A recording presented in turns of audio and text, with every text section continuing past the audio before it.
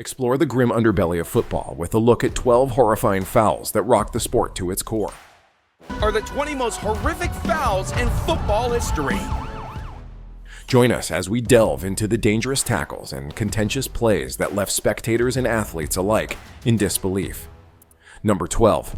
Ben Thatcher versus Pedro Mendes. Welsh left back. Thatcher wouldn't have felt more at home on a soccer field as opposed to the UFC. You'd think he would have learned from his attack after he was already in trouble for elbowing Nicky Summerbee in 2000.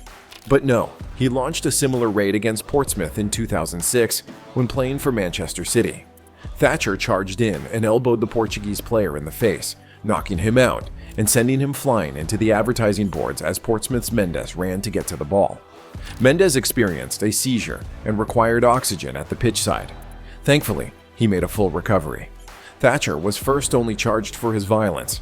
However, Thatcher was later suspended by the FA for 8 matches, and City fined him and banned him for 6 games. Number 11.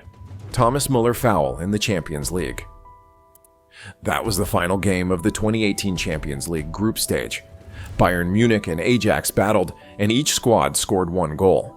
That's when Thomas Muller gave an Ajax player a kick to the head in the 76th minute of the game.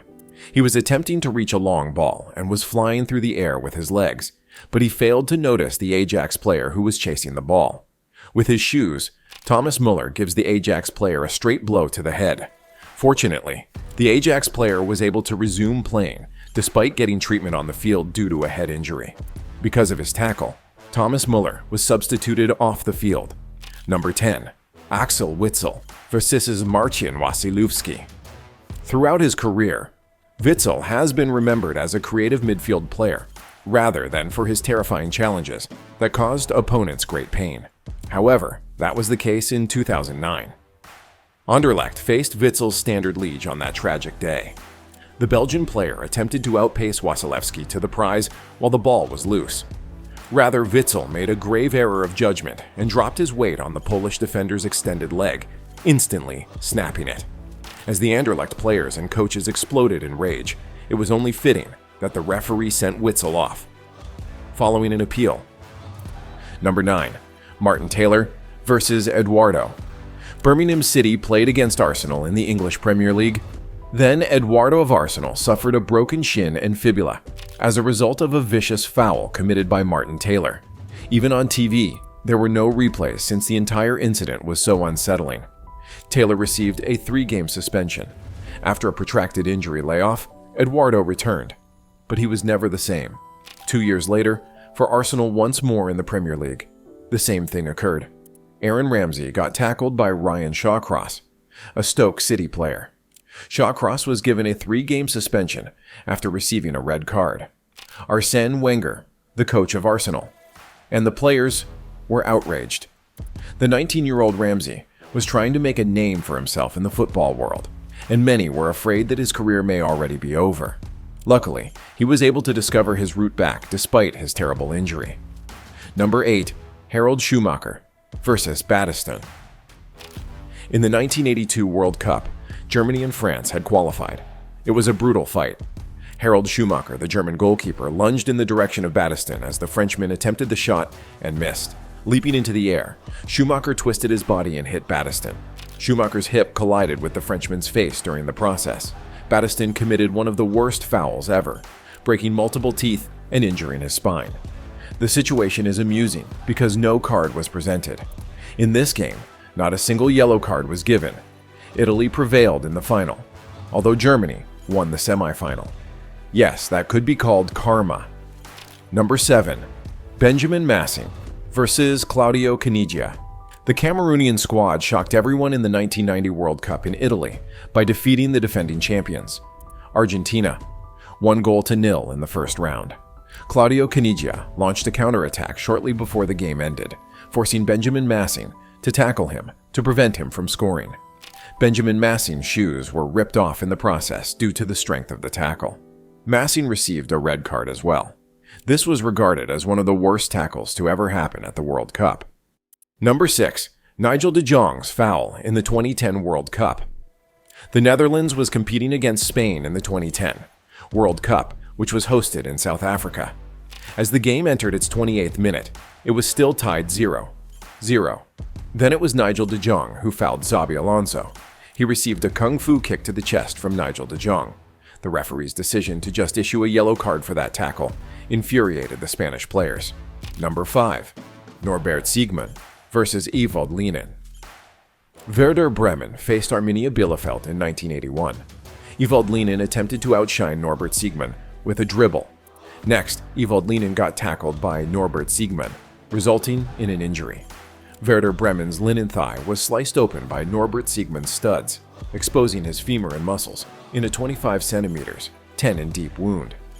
Fortunately, the player recovered from the injury in 4 weeks, but Lien claimed that Siegmann and his coach had pushed the players to foul. For this reason, the player sued them. However, the lawsuit was unsuccessful, yet the entire event did not pass without leaving a trace. For instance, the coach wore a bulletproof vest while sitting on the beach for the second leg due to death threats made against him. Number 4. Ryan Shawcross versus Aaron Ramsey. Ramsey, a Welsh international, was one of the sport's most promising prospects in 2010 and played for Arsenal. However, when his team played Stoke City in the Premier League, his potential was severely tested. Shawcross and Ramsey challenged each other to a 50-50 throw for the ball, but the Stoke defender made a mistake of judgment and kicked into the Welshman's legs. It was immediately apparent that significant harm had been done.